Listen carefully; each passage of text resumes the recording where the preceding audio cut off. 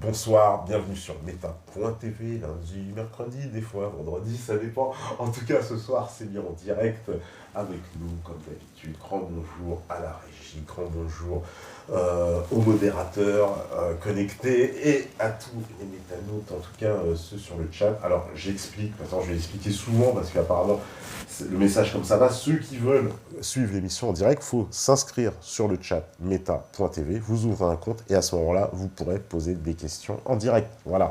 Donc ceux qui me demandent tout le temps, voilà comment on fait, donc je vous le dis d'entrée. Pour poser des questions, il faut venir en direct, s'inscrire sur le site et comme ça, vous pouvez avoir des infos. Et ceux qui ont Facebook, on a aussi une page Facebook et un compte Twitter. Voilà, c'est dit. Ce soir, en tout cas, avec nous, c'est Christian Kempschwenk. Bonsoir, Christian. Bonsoir. Alors, Christian, écoute, bienvenue à Meta TV. Merci. Le public ne te connaît pas encore, on va dire. Enfin, tu as déjà fait des apparitions vidéo, il peut trouver quand même des choses sur toi, mais pour te présenter, tu es un... Alors, tu es venu pour... Tu es un auteur, bien sûr, auteur, mais tu es un... Comment dire, un trader Ouais, donc analyse quantitatif. Analyse quantitative, ça c'est le mot scientifique. Le mot méchant, c'est méchant trader.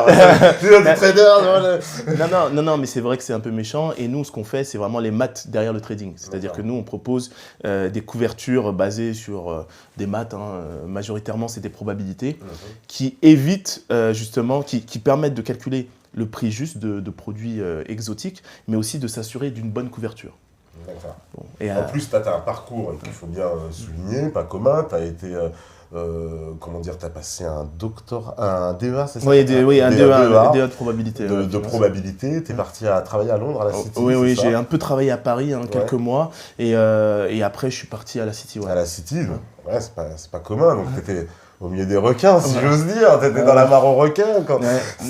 Non, c'est vrai, mais c'est vrai que ça peut paraître assez fou, parce que bon, voilà, moi j'ai grandi dans une petite ville de l'Essonne, et oui, la City, moi j'y avais jamais pensé, mon niveau d'anglais il était bof, mais c'est vrai que j'avais cette passion pour les maths, et donc je suis rentré dans la finance avec les maths. Et oui, je traînais dans le trading floor. Ça m'arrivait d'avoir un t-shirt Che Guevara au milieu de la salle de trading. Mais c'était dans un sens bon enfant. Nous, les quants, on est un peu les naïfs de la finance, j'allais dire, dans le sens où on fait vraiment des maths, on est gentil. Aujourd'hui, geek, c'est la mode. Donc oui, on est un peu les geeks du trading, si je puis dire. D'accord, donc... En gros, pour comprendre un peu, ça c'est des probabilités, c'est ça? C'est-à-dire que tu dis en gros, bon, je résume, je fais le profane. Non, c'est normal. Voilà, surtout pour les spectateurs. Ouais, bien sûr. C'est-à-dire qu'on comprenne, tu vas définir en fait les opportunités qui vont se présenter pour les entreprises en disant là vaut mieux acheter de ça vendre, ça c'est ça, c'est un peu ça quoi. Oui, en fait le quant aujourd'hui il a plusieurs manières d'interagir avec le marché. À la base, nous on est un peu en retrait, donc ce qu'on propose ça peut être des stratégies d'arbitrage. La plupart du temps c'est des stratégies d'arbitrage statistiques. Étant donné le passé, on est capable entre guillemets de prédire l'avenir. Donc on va aller voir le trading et leur dire on a trouvé des nouvelles stratégies, des variables explicatives qui nous permettent de dire qu'à 99% de temps, si le prix de l'or baisse, on peut avoir le stock de Total qui grimpe pour X ou Y raison, etc. Et donc voilà. Donc ça c'est une partie de notre job. Mais il y en a une autre, c'est d'être capable de valoriser des produits très complexes. Donc imagine un petit peu, tu as Nike qui a un besoin de coton. Mais le prix du coton, il fluctue dans le marché et ils veulent se protéger contre le prix du coton. Ils vont toquer à la porte d'une banque et ensuite la banque va leur dire, elle va d'abord en parler au sales, le sales va aller voir le trader va aller voir le quant et le quant il va faire des modèles mathématiques, donc il va modéliser le prix du coton et il va être capable de déterminer le prix d'une option sur coton. Donc Nike va pouvoir aujourd'hui acheter une option qui lui garantit de payer le coton, disons, dans 3 ans à un certain prix. Voilà. D'accord. Donc ton employeur, c'est les banques quand même, c'est ça? Tu travailles pour le compte de banque? Oui, je travaille pour le compte de banque, mais après, j'ai été consultant aussi. Mais après, il y a plusieurs niveaux d'interaction, et c'est vrai que j'étais plus un quant front office. faut savoir que le marché après à front office, c'est vraiment c'est là où il y avait l'activité à l'époque. Hein. C'est là où travaillait Kirviel. Hein. Kirviel, il est passé du back au front. Et c'est là où c'était l'attractivité de la banque d'investissement. Et ce qui s'est passé en 2008, c'est que le marché il a totalement changé avec la crise des subprimes. Les acteurs très agressifs sont devenus un peu ce qu'on appelle risque averse, c'est-à-dire qu'ils ne veulent plus de prendre de risques. Et on est passé sur des produits beaucoup plus simples. C'est-à-dire que moi, j'étais un quant associé aux dérivés actions, donc à des produits assez complexes. Et aujourd'hui, le marché il est devenu ce qu'on dit très vanille, c'est-à-dire c'est des produits vraiment très simples, assez basiques. Et il est devenu très associé aux régulateurs. C'est-à-dire qu'aujourd'hui, on régule le marché. On va peut-être en discuter tout à l'heure, mais on parle souvent de libéralisme capitaliste. Mais là, on est dans un système très régulé au niveau de la finance. Parce que, en plus, c'est complètement en lien avec ton livre, puisque tu étais au cœur du capitalisme, si j'ose dire. C'est un peu l'antre de la bête. Non, mais tout à fait, tout à fait. Et oui, ça m'a donné une vision un peu spéciale. Et ce réveil, oui, il a eu... je me suis réveillé un peu avant, hein, parce que à un moment, on voit que le monde ne tourne pas rond et on essaie de comprendre. Et c'est vrai que ce livre, je l'ai fait vraiment comme une sorte de thèse. J'essaye un peu de faire un constat. Après le constat, je fais une proposition. Et de la proposition, j'essaye de voir comment aujourd'hui arriver à cette proposition. Alors justement, par rapport au constat, on va commencer avec ça, puisque toi, tu fais une description de ce qu'est le développement moderne. J'ai bien compris avec... tu as catégorisé aussi alors, les pays entre les pays développés en voie de déclin, les pays en voie de développement, les pays sous-développés, etc. Tu classes il y a quatre catégories. Il y a 4 catégories, etc. J'ai trouvé très pertinent le cycle que tu mets justement en image par rapport au pays en disant, en gros, t'expliques quand même quelque chose que moi je trouve assez fatal d'un point de vue politique, ce que j'ai compris. Mais peut-être, tu me diras si tu es d'accord ou pas, mais moi ce que j'ai compris, c'est que tu nous dis, si on reste dans le même système, en gros, les pays sous-développés, ils ne se développeront jamais. Je caricature, peut-être je fais un raccourci, mais j'ai l'impression d'avoir senti ça. Donc ce que tu nous expliques, que si justement on reste dans le système capitaliste complet, qui est basé sur cette finance mondialisée, ils n'ont aucune chance, en fait. Tu es en train de me dire, ces pays-là, de toute façon, n'auront aucune chance. En fait, c'est un peu... Il y a une subtilité dans ça. Ce que je mets en avant, c'est le cycle vicieux-vertueux du capitalisme libéral. C'est-à-dire qu'un pays pauvre, ou dit en voie de développement, il tend à devenir un pays développé. Quand il devient un pays développé, ensuite, on arrive à un marché qui devient saturé. Et donc, on arrive à un pays en déclin. Qu'est-ce que ça veut dire saturé ? On a fait déjà les plans Marshall, etc. C'est des recettes qu'on a déjà connues, qu'on mixe, etc.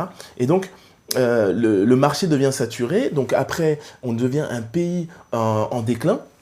Et un pays en déclin, c'est un pays, en fait, le marché est saturé, mais on continue à faire un peu de croissance. Mais cette croissance, elle est masquée par un développement technologique. Il y a une avancée technologique ou technique qui nous permet de masquer notre déclin. Et c'est ce qu'on voit aujourd'hui. Quand on voit l'arrivée d'Uber, qu'est-ce que c'est que vraiment Uber ? Uber, en fait, c'est pas nouveau, en fait. Uber, c'est ce que font les pays sous-développés. C'est-à-dire que quand vous y pensez, la seule différence, c'est que derrière Uber, il y a un outil technologique avancé. C'est-à-dire qu'il y a un portable et il y a une façon de casser la propriété d'un véhicule. Le véhicule, il appartenait à quelqu'un. Maintenant, des fois, ce qui se passe, c'est que on a quelqu'un qui finance un prêt pour un individu qui va devenir conducteur d'une voiture qu'il ne possède pas pour aller conduire quelqu'un qui XY.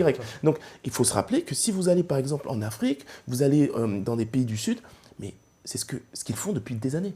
Et donc, le déclin, on ne le voit pas. Mais Airbnb, c'est quoi ? J'ai une maison, mais je décide, c'est une maison qui ne m'appartient peut-être pas. Une maison qui appartient au banquier, en gros. J'ai fait un prêt.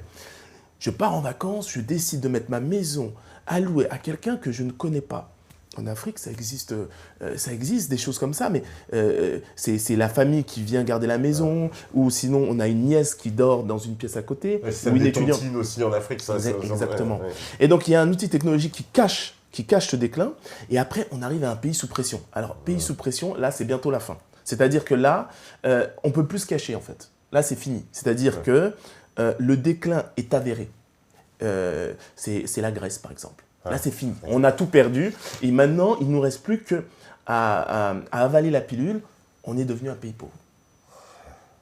Et là, c'est très dangereux parce qu'une fois qu'on a avalé la pilule, eh ben, on devient un pays pauvre et qui, finalement, va supposément attirer les investisseurs. Pourquoi? Parce que un pays en sous pression, il se tait. Les minima sociaux, les acquis sociaux, on les enlève. Et finalement, la force de travail, elle devient vraiment moins chère. C'est ce que j'appelle cheapest to produce. C'est-à-dire, dans un de mes livres, c'est ce que j'appelle, c'est qu'il y a des pays, on va toujours, dans notre course vers la compétitivité, il y aura the cheapest to produce country.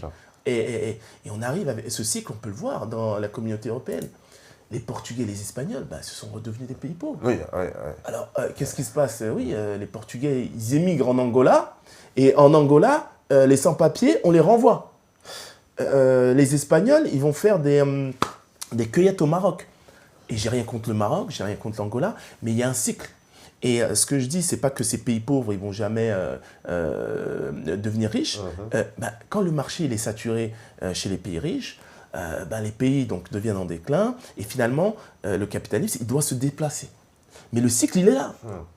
Donc ils vont devenir riches, mais ils vont avoir les mêmes problèmes que les problèmes qu'on voit aux États-Unis, les problèmes qu'on voit en France, ou finalement retourner à un problème que connaît la Grèce. Donc c'est ça. Et ce cycle, il est très dangereux. Il est très dangereux. Et il y a une petite lueur d'espoir, c'est que derrière ce cycle, à chaque tour, il y a toujours une volonté d'avancer technologie, il y a la circulation de l'information qui fait que, il y a un risque que le peuple se libère. Parce qu'à chaque fois qu'on continue à faire des tours de ce jeu, finalement, le peuple prend conscience. Le peuple prend conscience et le peuple a une vision sur l'oppresseur. Donc même l'oppresseur, même le profiteur du capitalisme est en danger. Donc voilà un peu. Parce que est-ce que le peuple, il identifie justement parfaitement le capitalisme financier? Bon, il commence à être découvert, mais il est encore bien... les acteurs, on les voit pas affichés au journal de BFM, quoi. Enfin, très rarement, ils se font discrets. Oui, mais après, c'est une logique simple. Le journal de BFM, il appartient à qui? Voilà. Donc, c'est des logiques très simples. Et le peuple devient vraiment ouvert à ce genre de problématiques. C'est-à-dire qu'ils font très bien la différence entre les médias dits institutionnels et, entre guillemets, je vais dire un gros mot, achetés ou biaisés, et des médias indépendants. Non, maintenant, aujourd'hui, il y a une forme de conscience qui se libère.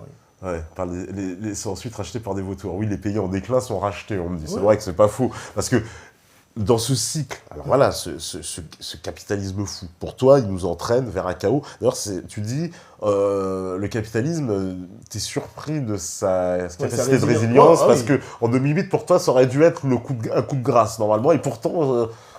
il n'a pas eu lieu, alors pourquoi?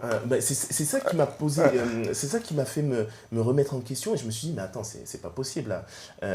C'est une crise de la dette, sous couvert un peu de spéculation, mais au final, c'est parce que finalement on a faim.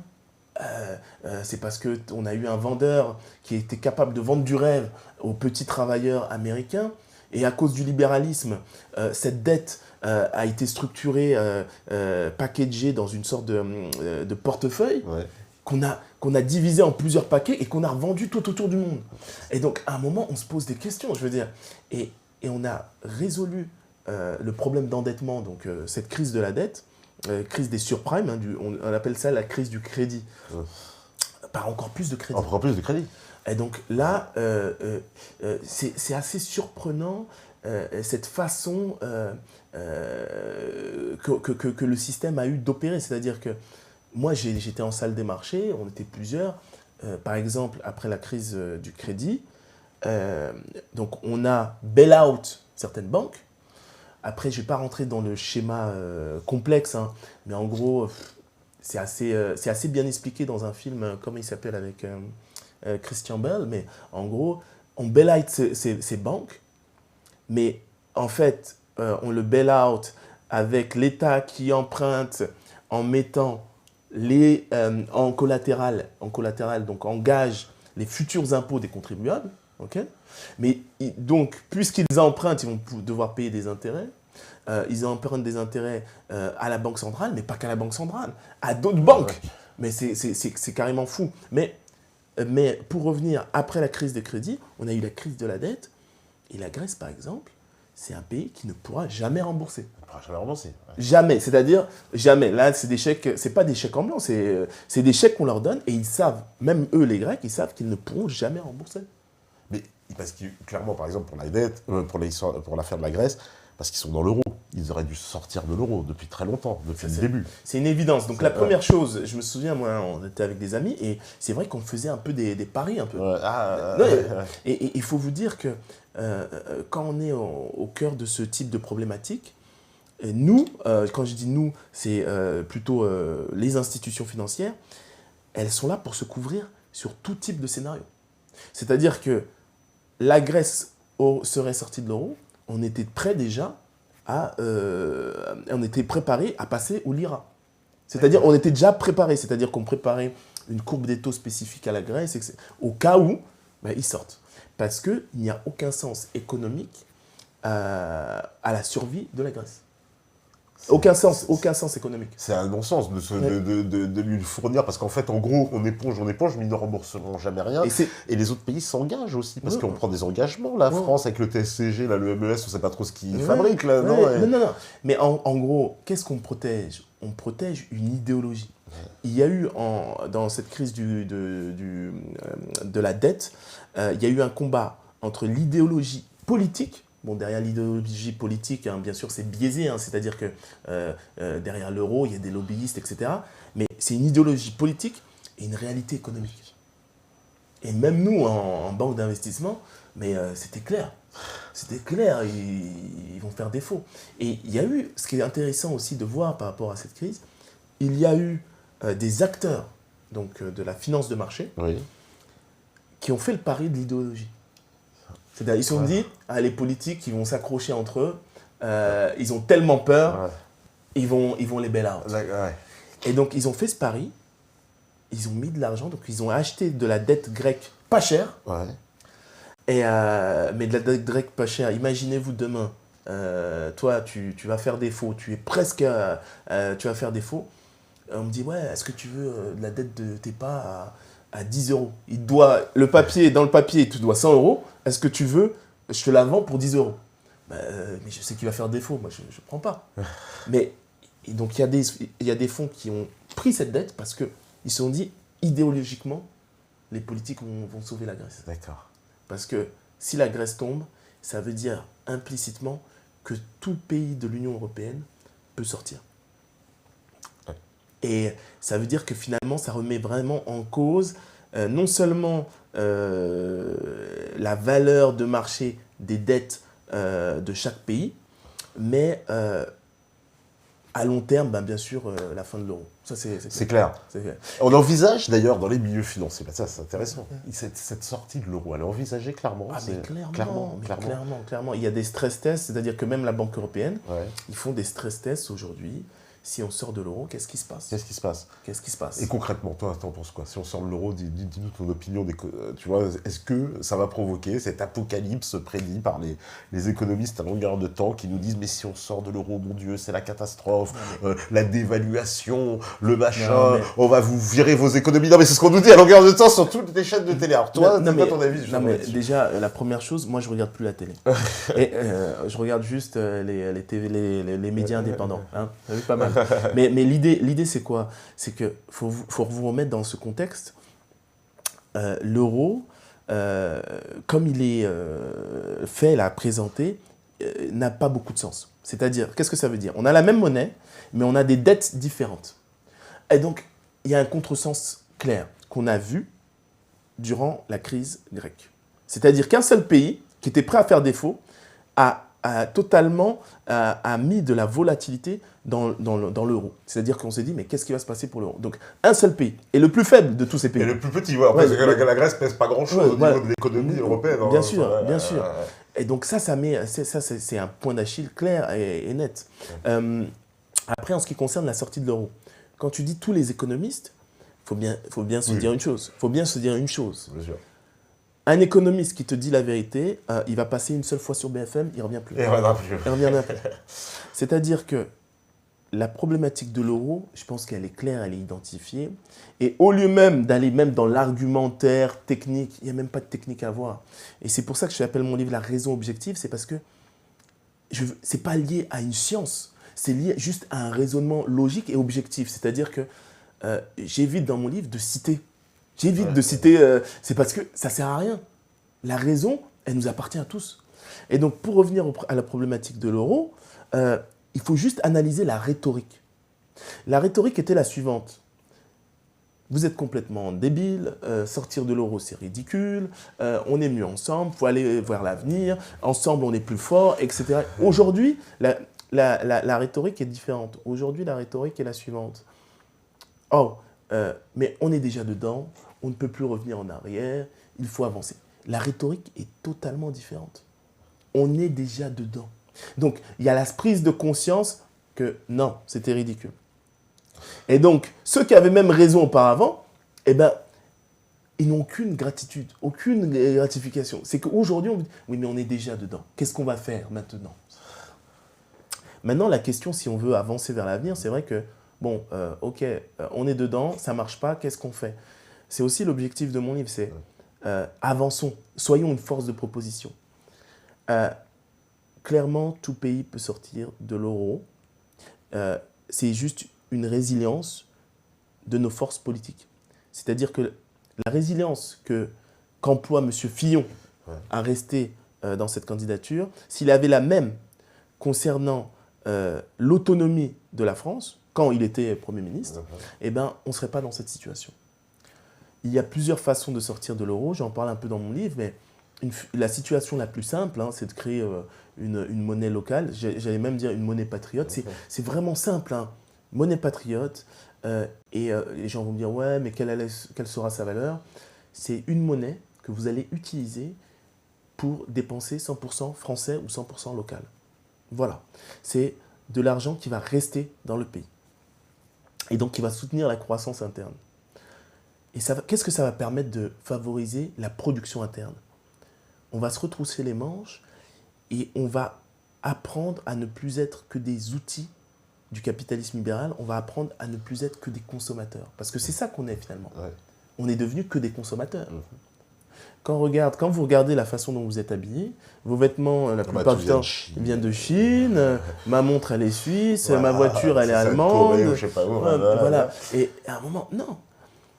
Je fais le parallèle aussi, je ne sais pas si tu as vu, je fais le parallèle avec la Russie. Ouais. La Russie, à un moment, on a mis un embargo à Poutine. Il faut savoir que la plupart des pays européens, même occidentaux, si on leur applique le même embargo, ils meurent. Ouais. Ils meurent. Mais cette démonstration de force, parce que c'est une démonstration de force, c'est je te punis, je n'achète plus tes produits. Et là, Poutine, qu'est-ce qu'il a fait? Il a montré que ça ne fait rien. Je suis autonome. Je suis un homme libre. Et ça, c'est très important. C'est-à-dire que maintenant, les producteurs russes vont produire pour les Russes. C'est une logique même. C'est pas méchant. C'est pas... parce que maintenant, quand on parle d'autonomie, quand on parle de patriotisme... Ah bah ça, c'est mal vu. Maintenant, c'est mal vu. Je suis désolé, mais c'est le minimum. Qu'est-ce que vous attendez d'un homme politique? Un chef d'État, la condition nécessaire, c'est le minimum, c'est d'être patriote. Il faut revenir à la définition du mot patriotisme, c'est l'amour de son pays. Il n'y a pas de notion de haine, il n'y a rien du tout, c'est l'amour de son pays et de ses compatriotes, aussi simple que ça. Voilà. Et oui, donc oui, on pourrait sortir de l'euro. Parce que ça, c'est une évidence simple, mais qui est pas, tu sais bien, de nos jours, c'est pas admis. Tu vois, le patriotisme économique, c'est vu, on te parle de protectionnisme d'ailleurs, et que c'est un gros mot le protectionnisme. Quand on parle à longueur de temps, on dit protectionnisme, mon Dieu, c'est le repli sur soi, vous voulez tout fermer, vous allez transformer la France en Corée du Nord. Je vous fais le gauchisme, mais c'est un peu ça qu'on te dit. Mais attendez, ça va faire la Corée du Nord, ce que vous me dites. Et c'est fou, en plus, regarde ce que tu dis, ça fait le gauchiste. Parce que maintenant, le gauchiste est devenu libertaire. Oui. Mais le protectionnisme, c'est des valeurs de gauche. C'est-à-dire qu'un pays autonome, construit, se base sur lui-même. Mais c'est une évidence même. Et être protectionniste, qu'est-ce que ça veut finalement dire? On a vu les Américains, déjà Donald Trump, entrepreneur, libéral, bien sûr il met des barrières protectionnistes. Pourquoi? Parce qu'on a affaire à un patriote. Barack Obama, la même chose. Barack Obama, plusieurs fois, est intervenu dans des deals, dans des appels d'offres internationaux. Donc, à un moment, il faut quand même recadrer les choses. Et il y a un truc qui ne va pas faire avancer l'Europe non plus, c'est qu'il n'y a pas de patriotisme européen. Et tant que cette notion... Non, il n'y a pas de nation européenne aussi. Non, mais c'est ça. Mais tout est lié. Tout est lié. Il n'y a pas de patriotisme européen. Airbus a perdu un appel d'offres contre Boeing via l'intervention de Barack Obama. S'il y avait un patriotisme européen, on se soulève, on se révolte et on applique la même politique que l'adversaire. Mais non, on a affaire à des des fois j'appelle ça des politocards, c'est vulgaire, mais on a affaire à des politiciens qui n'ont aucune, j'allais dire, valeur ou substance en fait. Oui. Ouais, parce que le protectionnisme devrait être la base de toi. Pour toi, tu dis que c'est la base d'un système, de tout système normalement politique économique, ça devrait être la condition première. C'est le patriotisme. Sans patriotisme, en fait, on ne peut arriver à rien. Oui. Ça, c'est intéressant parce que c'est pas une idée commune. Hein. Enfin, il y a des gens qui pensent ça comme une évidence, mais il y a encore beaucoup de gens qui ils entendent ces mots-là, c'est des gros mots parce que patriotisme, frontière, voilà, frontière, xénophobe. Mais en plus, dans la finance, quand même, on n'aime pas les frontières, j'imagine, non? On préfère que les capitaux circulent. Ouais, oui, mais en fait, et c'est ça qui est intéressant, c'est que moi, qu'est-ce que j'ai appris finalement? J'étais au cœur de la finance et à un moment, j'ai essayé de lire le monde. C'est le résultat de mon livre. J'ai essayé de lire l'état du monde. Pourquoi on continue dans ce système? Et la finance, c'est qu'un outil en fait. La finance éthique, c'est possible. Le capitalisme libéral éthique, impossible. Impossible. Alors que la finance éthique, c'est possible.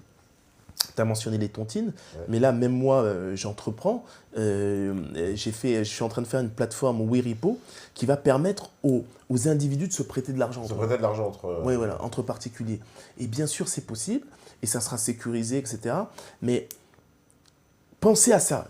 La finance, finalement, quand Hollande disait « je serai l'ennemi de la finance », déjà, il ne l'a pas du tout été, mais la finance éthique existe. Le capitalisme libéral éthique, ça n'existe pas.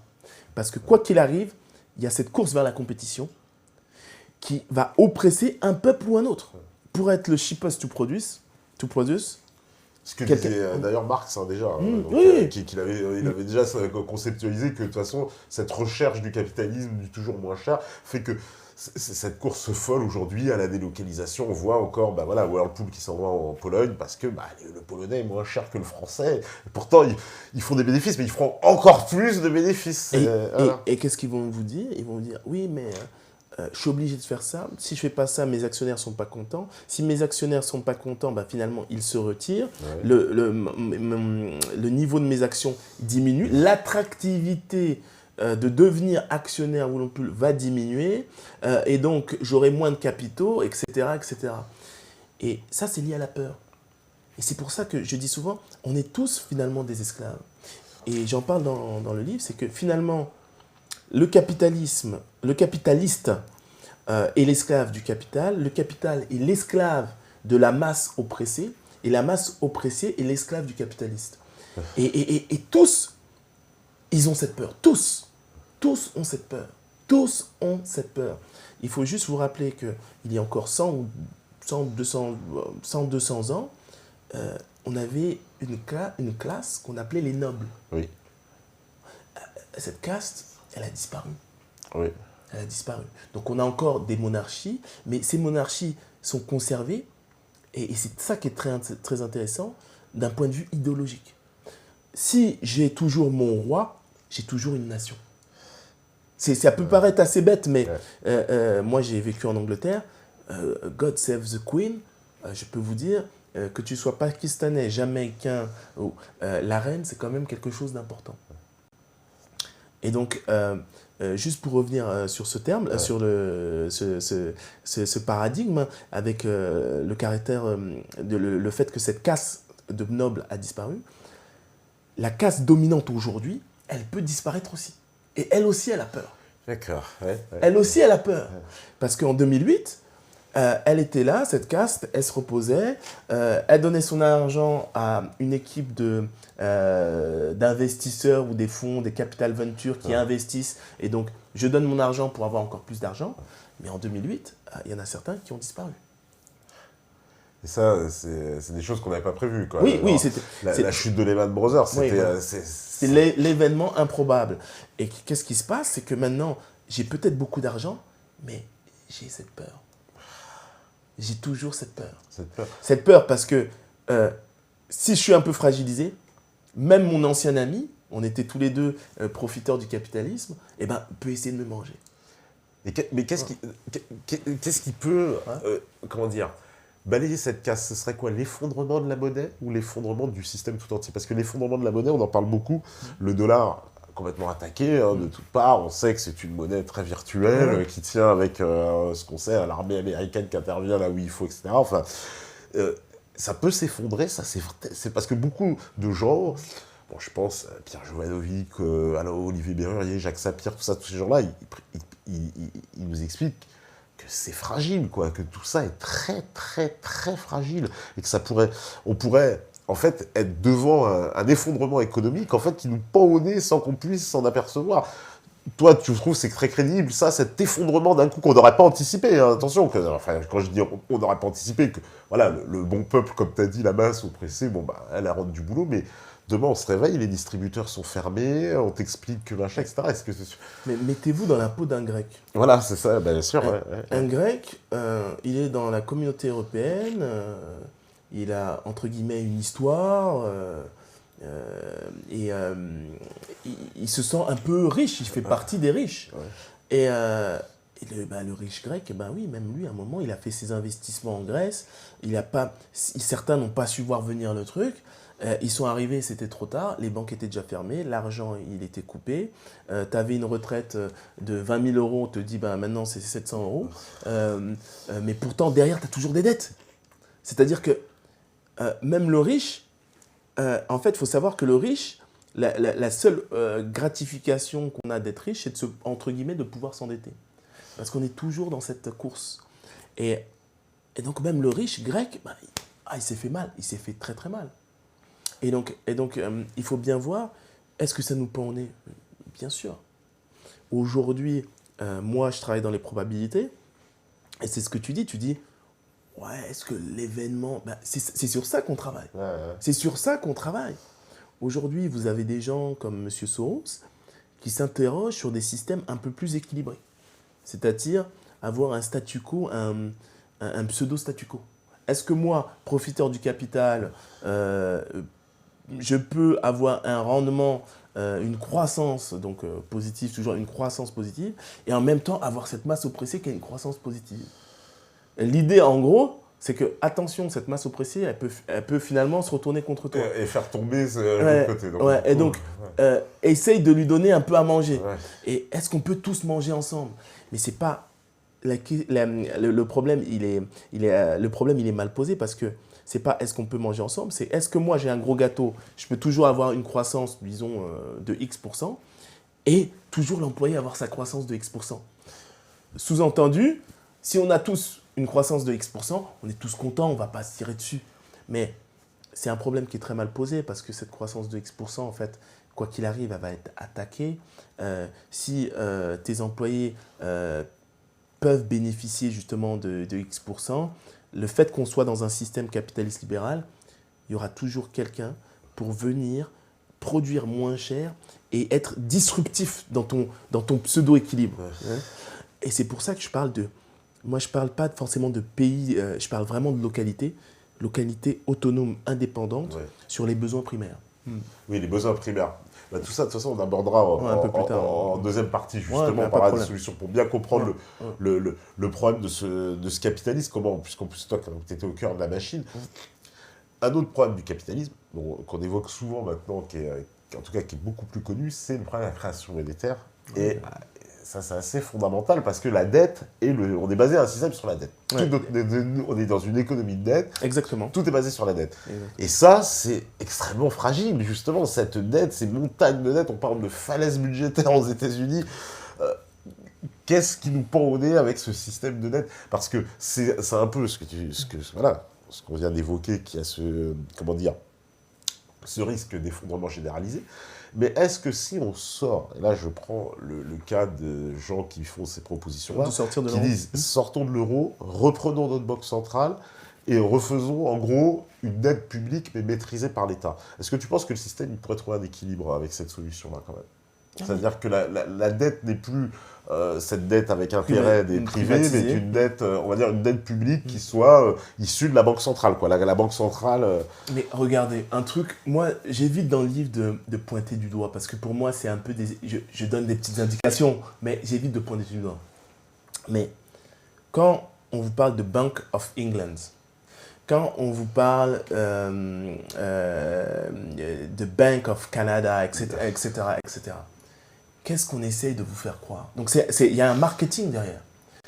On vous fait croire que finalement, non, c'est national, non, ce sont des institutions privées.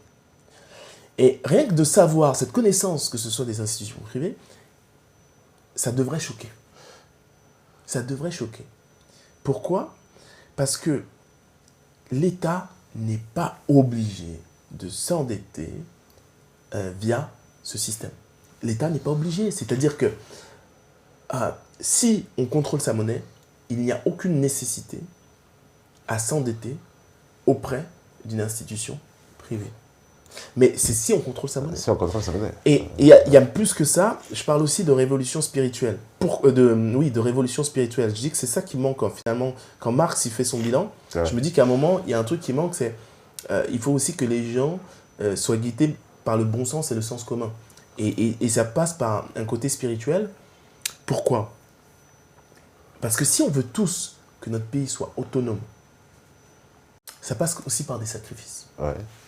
C'est-à-dire que demain, on pourra produire français, que ce soit voiture, que ce soit chaussures, que ce soit X, Y, Z, même au niveau de la nourriture. Quand vous repensez, c'est vrai que je reviens toujours aux besoins primaires, mais il y a des sacrifices à faire. C'est ça que j'essaie de dire. C'est possible, il y a des sacrifices à faire, mais une autonomie et une paix sociétale, est-ce que ça a un prix? C'est ça. Il y a des sacrifices à faire quand même. Parce qu'il y a des choses qu'on n'aura plus, c'est ça que tu veux dire. Voilà. Il faudra se passer, tu dis, effectivement, il faudra peut-être arrêter de manger des tomates l'hiver et des fraises au mois de décembre, parce que c'est des fraises qu'on exporte de l'autre côté de la planète, qu'on fait travailler nos esclaves pour pouvoir bouffer nos fraises. Quoi. Ouais, mais c'est ça. Et ce qui est un peu dommage, et ce que je dis souvent, c'est que on a tous un peu un pouvoir. Et comme tu le dis, il y a des gens qui vont manger ces fraises et qui vont, d'un autre côté, se révolter de la loi El Khomri. Oui. Mais la loi El Khomri, c'est quoi? C'est juste une conséquence. C'est-à-dire qu'on est dans un système compétitif, oui, il y a des solutions qui existent, il faut que vous deveniez un peu plus flexible, les acquis sociaux, faut les revoir, etc. Oui, ça fait longtemps en plus que c'est des dispositions que l'Union européenne demande à la France d'appliquer en plus. Pour ceux qui s'intéressent il n'y a pas d'étonnement, c'est la continuité d'un programme. Et ça, donc, quand même, ça veut dire que ceux qui prônent alors le retour quand même à cette nationalisation, on va dire, de la finance par le biais d'une banque publique qui soit la seule capable d'émettre de la monnaie, et donc qui distribuerait le crédit, ça a du bon sens économique alors. En fait, il n'y a même pas besoin de mettre économique derrière. C'est du bon sens tout court. Non, mais il faut se remettre dans un contexte. Tu m'as présenté, je suis analyste quantitatif. Ouais. Un analyste quantitatif, c'est pas un économiste. J'ai fait des cours d'économie, etc. Mais moi, je fais vraiment des maths. Ouais. Mais lors de conférences, je suis invité à des conférences, etc., des fois, on se retrouve avec des économistes. Et la première chose, quand j'ai fait ma lecture du Monde, je me suis dit, je vais aller les titiller quand même, parce que je trouve ça fou là qu'ils nous racontent des histoires. Toujours, c'est les mêmes choses, des faux plans Marshall. Donc, en gros, je m'endette pour construire d'autres routes. Moi, là, je suis venu en T3, ça fait 10 ans que je ne suis pas venu ici. Je suis venu en T3. oui, c'est nouveau, mais ça a un coût. Alors, C'est un coût. Ok, ça a fait travailler des Français, donc baisser un peu le chômage, mais on s'est endetté derrière. bien sûr. On s'est endetté derrière. Et donc, ce que j'essaie juste de dire, c'est que, à un moment, qu'est-ce que vous vraiment vous proposez de nouveau, quoi? Parce que soit c'est les plans Marshall, donc finalement, je m'endette encore plus avec une potentielle prédiction de croissance. Ok, donc l'endettement, il est sûr. La croissance, elle n'est pas sûre. Pas sûr. Ok. Parce qu'il faut, il faut bien se remettre dans un contexte. Toute prédiction économique n'a de vérité ou de pseudo-vérité que sur 6 mois. Donc ça, il faut se remettre dans un contexte. Et l'autre côté, c'est quoi? On se serre la ceinture. L'autre côté, c'est on se serre la ceinture. Oui, c'est ce qu'on propose, de faire des coupes budgétaires Ouais. à l'appel. Voilà. Et donc, et moi je dis, bon, finalement, ça ne sert à rien de se serrer la ceinture si on est toujours dans un système esclavagiste. Et c'est ça ce qui se passe. Donc, on ne remet jamais en cause le système dans lequel on est. On essaye de se battre dedans. Et donc, mon manifeste, il est sur ça. C'est pas, souvent on me dit, ah oui, c'est anticapitaliste. Non, c'est plus que ça. L'anticapitalisme, c'est pas une réponse. L'anticapitalisme, c'est juste un constat. Je suis anticapitaliste, mais il n'y a pas de proposition derrière. Là, l'idée, c'est d'avoir vraiment une alternative. Et oui, on est obligé de sortir, on est obligé de proposer autre chose. Et moi, ces économistes, ce que j'ai fait, très simplement, j'y suis allé franco et je leur ai dit, mais à part des plans Marshall, vous avez quoi en tête? Et aucun n'était capable de me répondre. Aucun. Il n'y a pas de parce qu'il n'y a vraiment pas de solution, à part justement de changer vraiment de système. Parce que le système en soi, c'est quoi? Il n'y a plus de liquidité, donc on va remettre des liquidités, mais finalement, c'est un peu le gars qui va sauter, puis il remet la planche, il rajoute un bout de planche, mais il y a quand même le vide. Allez, je rajoute un bout de planche, mais un jour, j'aurai plus de planche et je vais tomber, quoi. Mais c'est ça un peu, c'est un peu fou comme système, c'est ça? Oui, et donc, ce qui est intéressant, c'est que, bien sûr, il y a des économistes créatifs, moi, je suis sûr, mais bien sûr, on ne les entend pas, parce qu'il y a tout un système aussi derrière.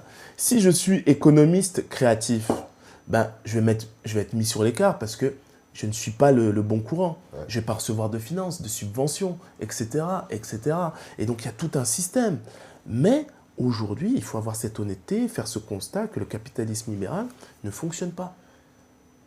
Et il ne fonctionne pas que pour la masse oppressée, il ne fonctionne pas aussi pour les profiteurs. Comme je te dis, j'ai écrit un article récemment sur le Rich Dad Poor Dad, c'est que, en gros, même si on se sent fort, on a peur. Et cette peur, aujourd'hui, quelqu'un qui a hérité d'une fortune, avant, il allait aux Bermudes, il confiait son argent à quelqu'un. Ou disons, il diversifiait, confiait son argent à 2-3 private banking, donc des banques privées, ou sinon, s'il était un peu aventureux, il crée sa capital venture. C'est-à-dire qu'il embauche des gars sérieux, il leur donne l'argent et eux, ils investissent. Mais aujourd'hui, lui aussi, il a peur. Il a vu que le monde pouvait, en un instant, le marché il est tellement frileux qu'en un instant, il peut tout perdre.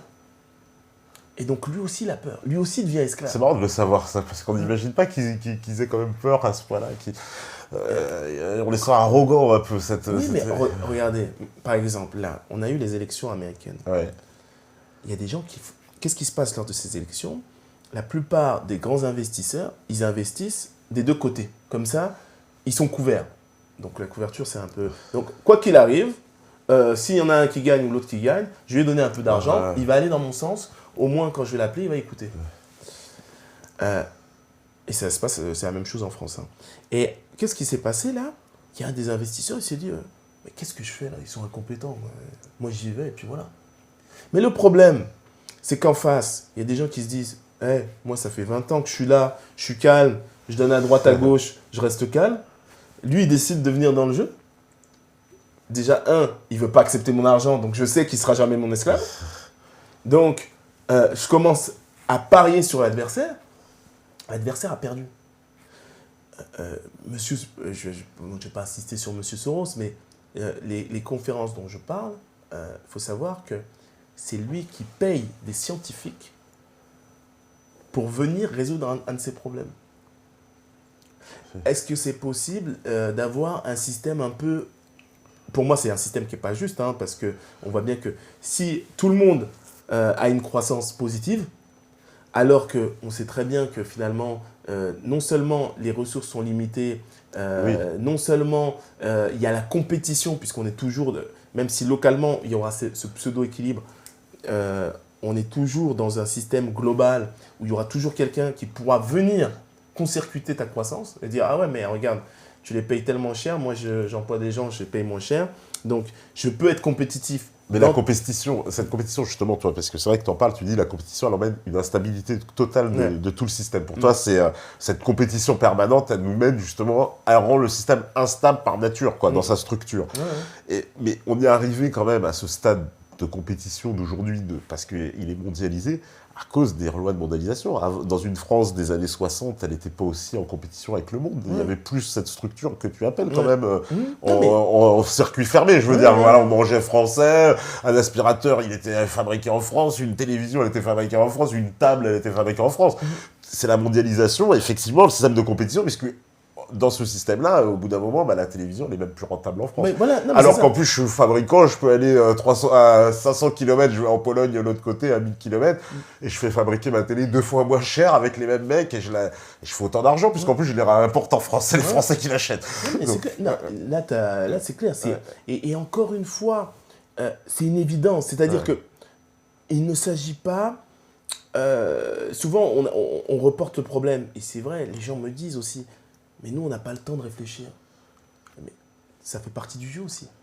On n'a pas le temps ça fait partie du jeu. Mais quand vous me dites que vous n'avez pas le temps de réfléchir, ça c'est faux. C'est encore une perception. C'est-à-dire, votre temps, avec la technologie, donc il y a des choses qu'on faisait qui prenaient 3 heures, on les fait en 10 minutes. Mais le temps gagné, on l'a remplacé par d'autres activités, par des faux besoins. On est là, on passe notre temps dans le métro à jouer à des jeux débiles, on regarde des séries très attractives, mais qui nous endorment. On passe notre temps sur Facebook, mais ça nous endort finalement. Et donc, il faut bien se dire que cette logique, elle est là. C'est même pas une question, c'est-à-dire qu'on n'a pas besoin d'avoir un doctorat pour remettre en cause le système dans lequel on vit. Et donc aujourd'hui, tous les politiciens institutionnels, aucun, c'est-à-dire tous ceux qui vont dans les médias, la plupart, hein, j'aime pas faire d'a priori, mais aucun ne remet en cause le système. Tous vont essayer de se battre dedans. Certains ne vont même pas essayer de se battre, ils vont suivre le vent. Hein, c'est-à-dire, ok, on est libéral parce que tout le monde l'aime, on y va, on lâche tout, et puis qu'est-ce que sera la France dans 20 ans? Ça sera l'Amérique d'aujourd'hui. Aussi simple que ça. C'est aussi simple que ça. C'est pas très glorieux. Parce qu'il y a des Amériques qui sont en déclin total. Non, mais attention, qu'est-ce que le déclin? Aujourd'hui, qu'est-ce qui se passe? On essaie de créer un parti travailleur aux États-Unis. Alors qu'en France, qu'est-ce qui se passe? On tente de bipolariser la France avec ses primaires, on l'a vu, on a bien vu le Parti socialiste, ils se sont trouvés embêtés parce que on a les républicains et les démocrates, c'était déjà pris.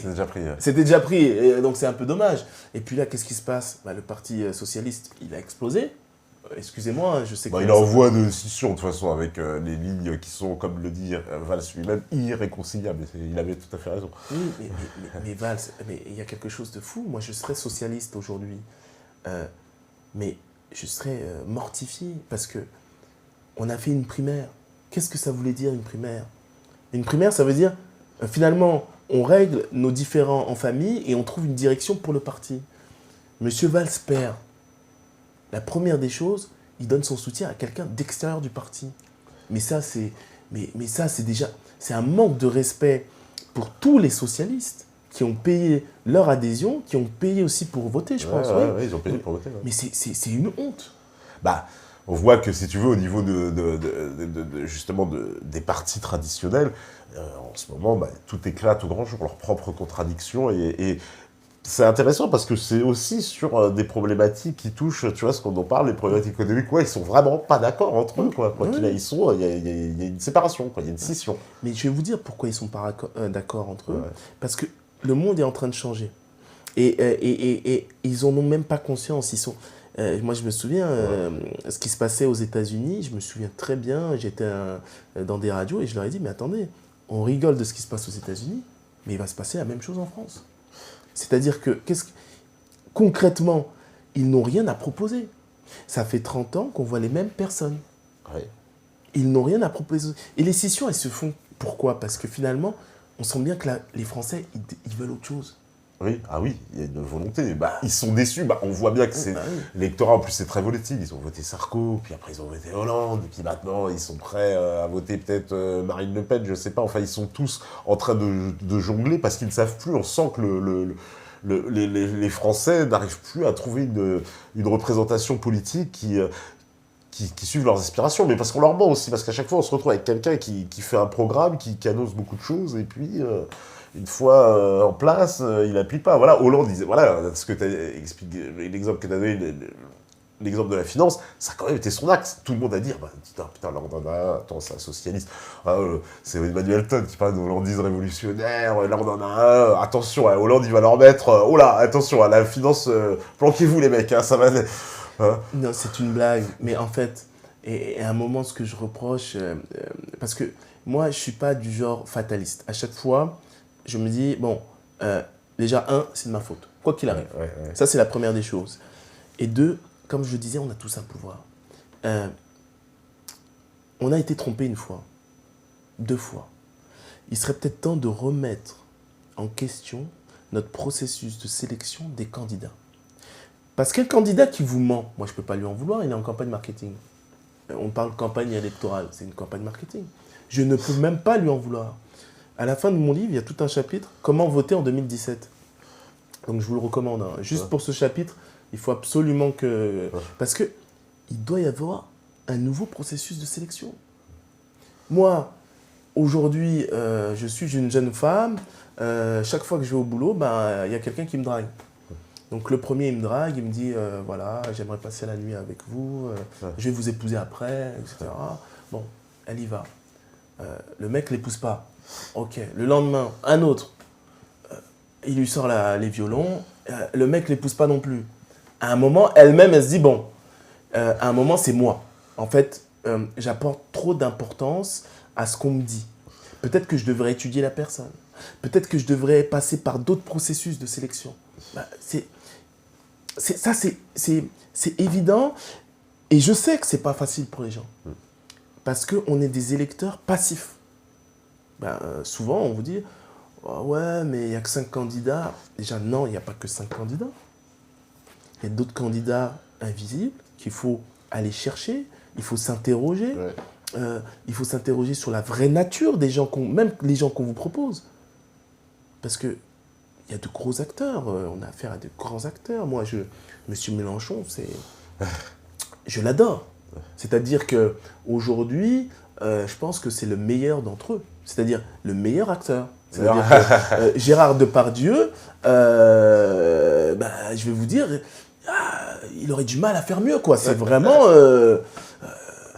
quand je l'ai vu attaquer ce cheminot, j'use ma vie pour vous. J'use ma vie pour vous, ouais. Il n'a pas dit, j'ai usé ma vie pour vous. L'homme, ça fait plus de 30 ans, 20 ans qu'il est dans le milieu politique. Il n'a pas dit, j'ai usé ma vie pour vous. Non, il a dit, j'use. Et je sais très bien pourquoi il dit j'use. Dire j'ai usé ma vie pour vous, c'est le plus gros des mensonges. C'est le plus gros des mensonges.